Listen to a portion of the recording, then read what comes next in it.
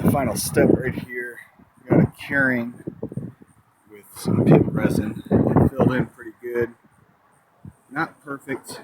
It's pretty bad damage. Pretty extreme. But we'll take a look at it when it's complete.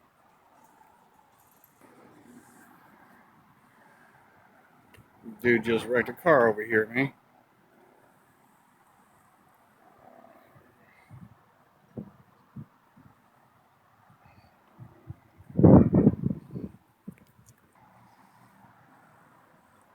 Alrighty. Did fill in pretty good.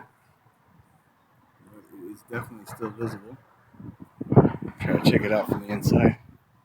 See if you can see it a little bit better.